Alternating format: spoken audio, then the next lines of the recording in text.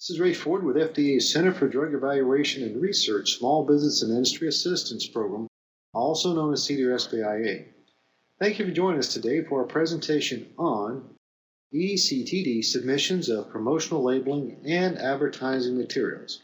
Our speaker today is Jason Kober, Lead Project Manager, Office of Prescription Drug Promotion, CDER FDA. Welcome, Jason. Thanks, Ray.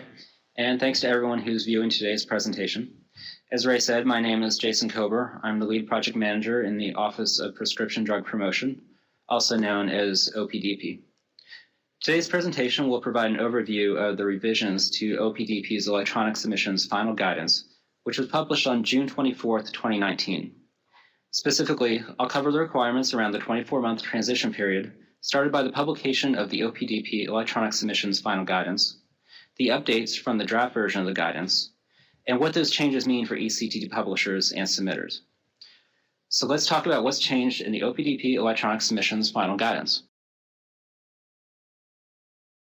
So one of the questions that we receive frequently in OPDP is, when will ECTD submissions be required for promotional submissions?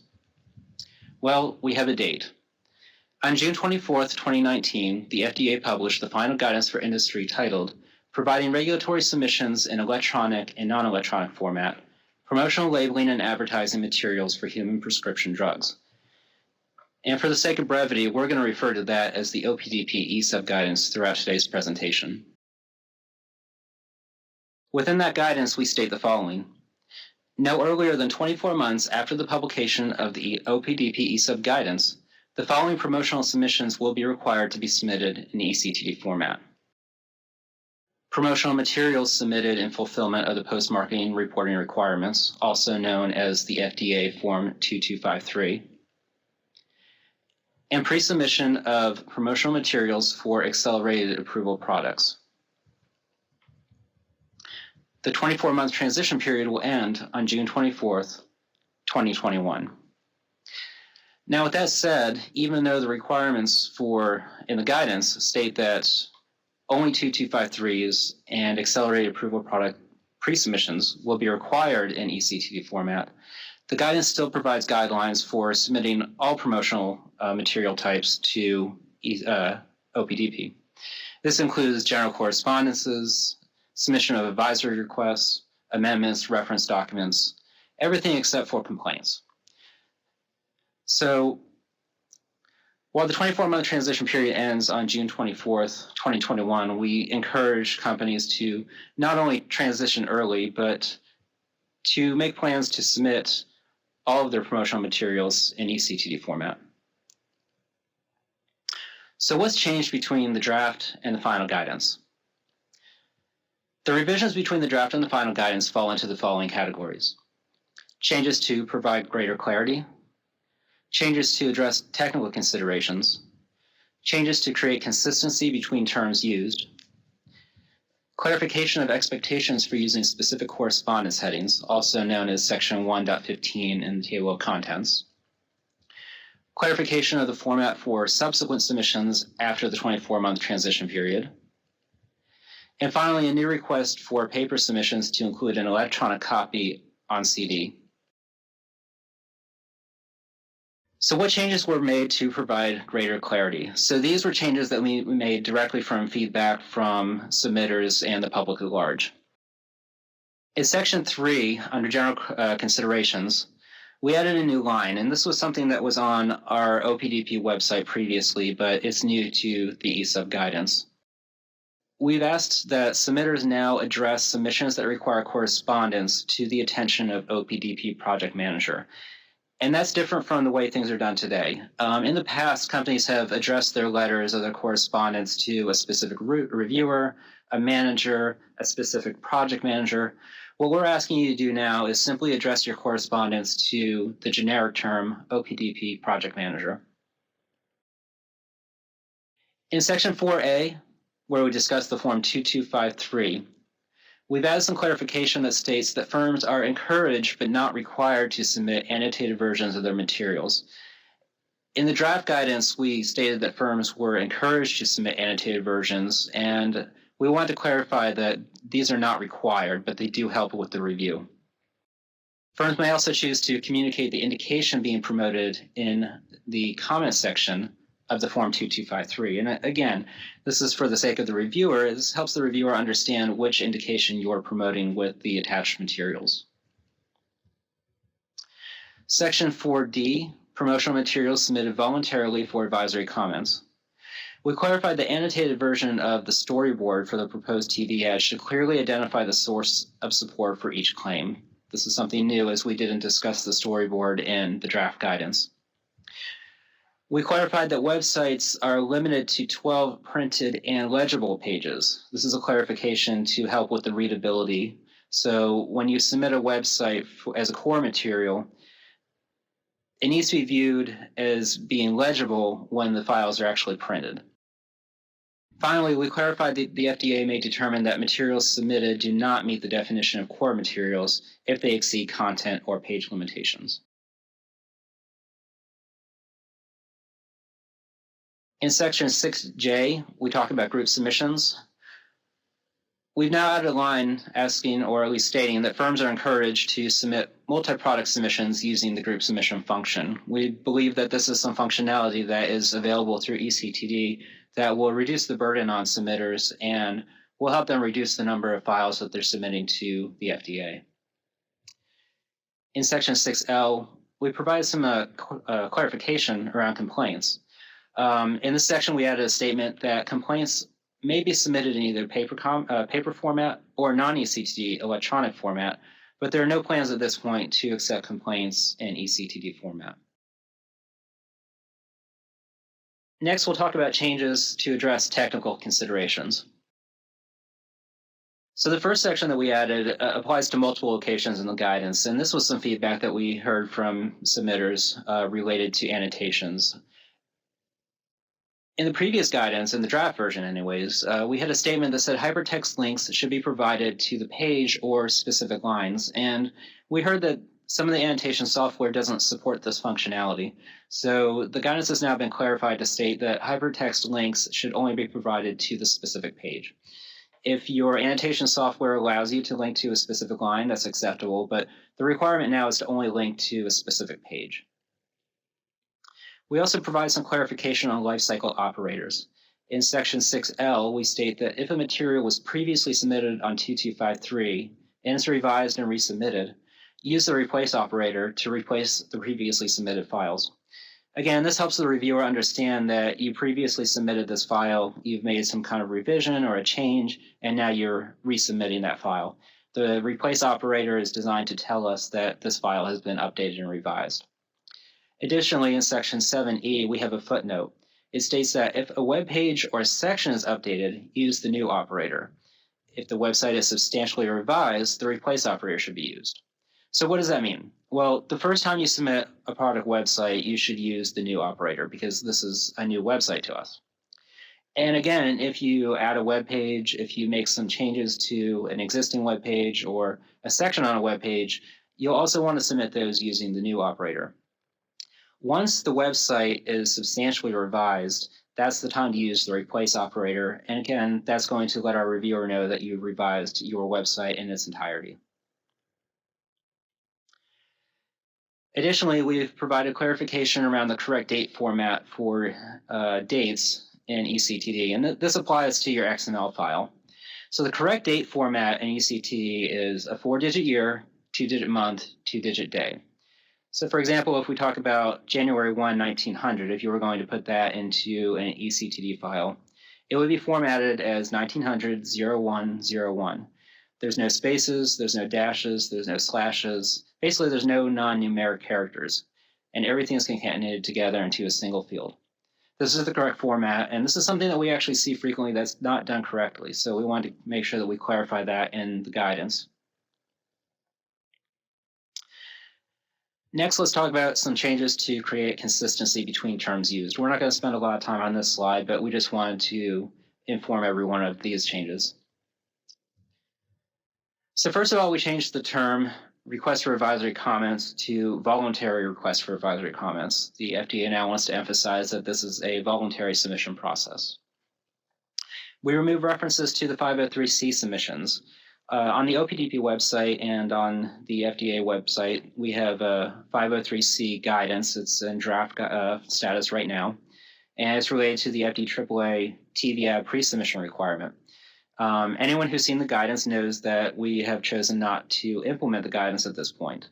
With that in mind, the 503C submission references within the guidance have been removed. Since we're now talking about a final guidance, all references to the draft guidance have been removed from the final guidance. We changed the term pieces to materials. We believe that materials is the more appropriate term to use, and while we use the terms interchangeably in the draft guidance, we're now consistently using the term materials throughout the guidance. We changed the term paper hard copies to simply paper copies. And finally, we made minor grammatical edits throughout the document.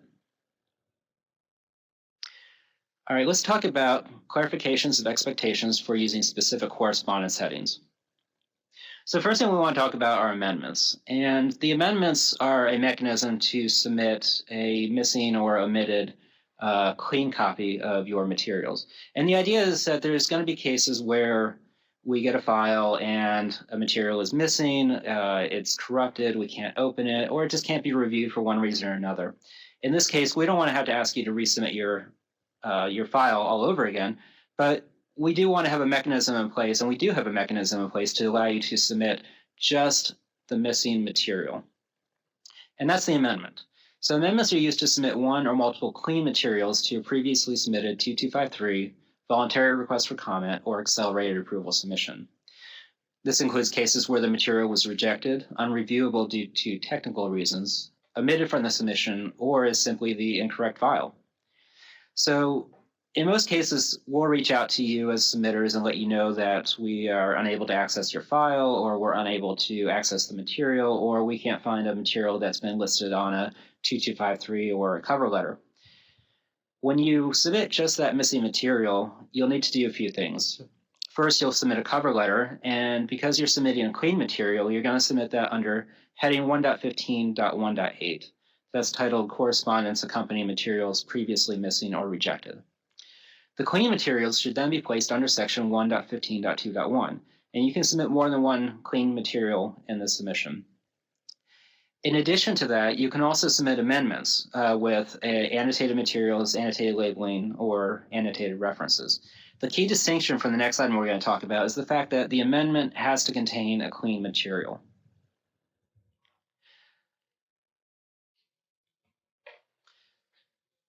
So the next submission type we're going to talk about is also under section 4G, which talks about amendments. And these are reference documents. Reference documents are submitted or are used to submit annotated materials, annotated labeling, and or annotated references. So in this use case, this differs from the amendment process because this is a situation where, let's say you submit an advisory and a reviewer finds that a reference document is missing from the advisory request submission. In this use case, we'll contact you and we'll request a copy of that annotated reference be submitted. But because we're not requesting a clean copy of the materials, you'll submit this as a reference document. So again, this is similar to the amendments in the sense that it includes cases where a non-clean version of the material was rejected, it was unreviewable, or is omitted. But in this case, you're going to submit that under heading 1.15.1.10, submission of annotated references. Again, like the amendment, you'll need a cover letter, and that's going to go under heading 1.15.1.10. And you'll be able to submit materials under the materials section. But in this case, the submission should not include a clean material. This is the key distinction between a reference document and an amendment. Additional expectations for the correspondence headings. In section 4H, we talk about withdrawals. So in the final guidance, we added a new example, example number 4, which discusses withdrawal of materials from the Form 2253. We added this as an example because we wanted to clarify that a withdrawal should be submitted when sponsors are not going to publicly disseminate a material that was previously submitted on a Form 2253.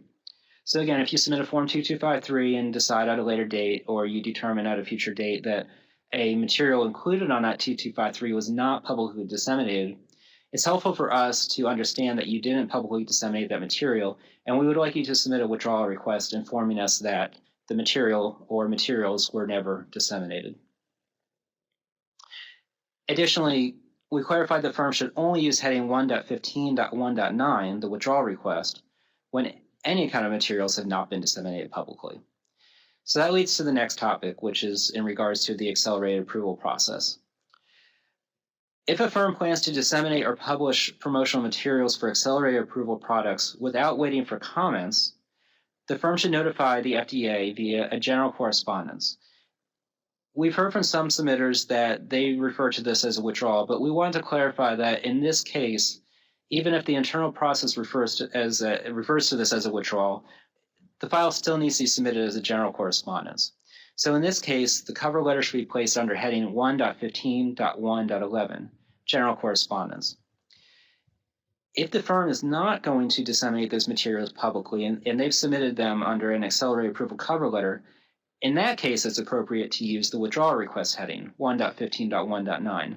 But if you're simply letting FDA know that you are not going to wait for comments and you're going to proceed with disseminating the materials, please notify us via general correspondence and place that under 1.15.1.11. So next, we'll talk about how to submit after the 24-month transition period. So the first thing to know is that we define the submission history as the format through which the original submission was made. To give you an example, if a Form 2253 was received in paper format or on a CD and non-ECT format, we consider the entire submission to be in paper format. In this example, all subsequent submissions related to that original 2253, for example, amendments, reference documents, general correspondence, withdrawals, made prior to June 24th, 2021 should be made in paper. FDA will work with firms to determine the appropriate format for subsequent submissions made after June 24th, 2021 to submissions originally made in paper format. If you anticipate that this will be an issue for any of your submissions, please reach out to us early and notify us. We can work with you and facilitate the submission of your files in ECT format after June 24th, 2021. But we're going to handle that on a case-by-case basis. If a submission is received in ECT format, all subsequent submissions related to the submission should be made in ECT format.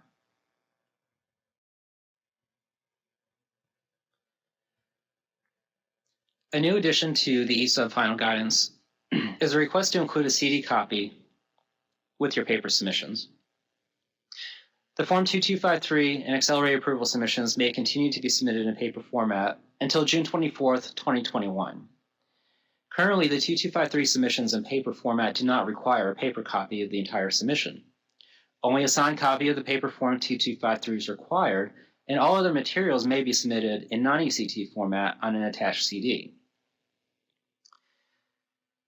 Non-2253 submissions in non-ECT format should follow the recommendations in Table 1 of the guidance found on page 18 of the OPDP ESUB guidance.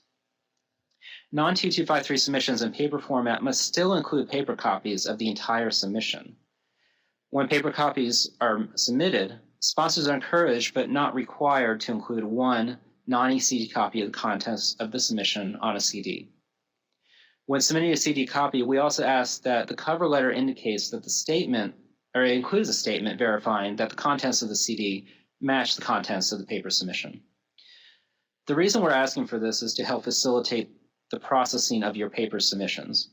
So we anticipate that submissions made in ECT format can be processed much faster than the paper submissions, but if a company chooses to continue to submit the non-required file formats in non-ECT format, we would like to make sure that we're processing your submissions as quickly as possible. Including a CD copy with your paper submissions will help us do that. This concludes today's presentation. I'd like to thank everyone for their time. If you have any questions related to the OPDP ESUB guidance, the submission of test files, or any content discussed in this presentation, please direct those questions to the OPDP ECT email box. The email address is on your screen. Thank you again for your time, and back to Ray. Thank you, Jason, for your very informative and timely talk. On behalf of Cedar Small Business and Industry Assistance, we hope you enjoyed today's presentation and found it helpful. We look forward to your presence at future webinars, which will be advertised on our website at fda.gov/Cedar SBIA webinars. Thank you.